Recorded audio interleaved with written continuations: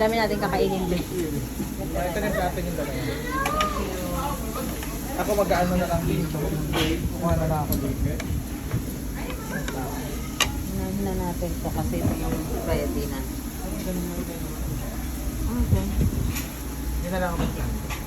Ano mag-init lang yung ano? Sige. Dapat pala niinit to. Saan yan? Then, eto nga ito. Ilagay mo itong mga gulay-gulay.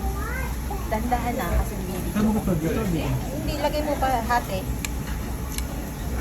Magaya pala eh.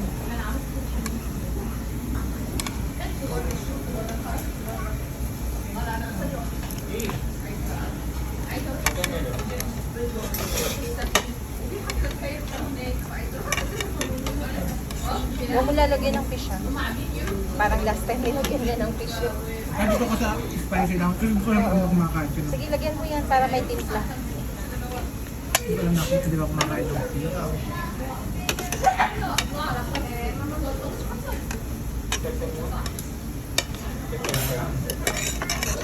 Lagay mo na lang.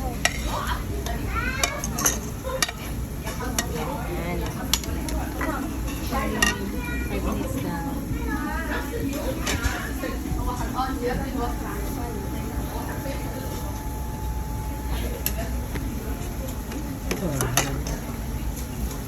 Ito gusto ko talaga dito yung sarap. Parang fish. Oo, ang sarap.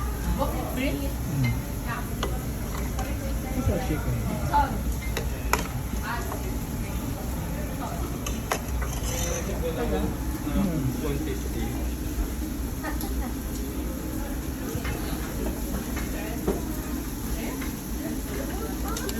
Dami na ngayon.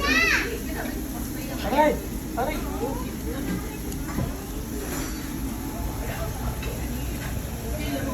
Ano ka?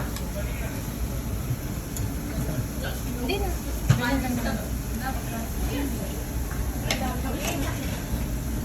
Kaya binibito namin. Ito. Doon ginawa naman. Hinalo ng hinalo. Lagay lahat natin. Ha? Isa lang kasi ito na. Beto, ang antag dito. Ganyan gusto ko yung may ganito ako sa bahay. Ingat pa. Pag may ganito ako sa bahay, pwede na tayo magganito kasi bubuksan ko lang yung balcony ko, di ba? Mas, ano na ginagawa namin dati? Rice cooker na malaki. Pag mainit na, Ah, tanggalin yung baksak. yan, para magluto na.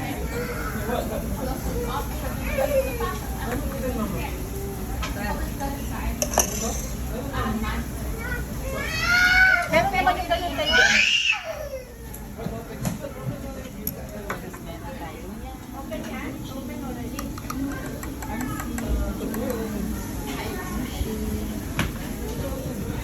Paborito ni Annalyn.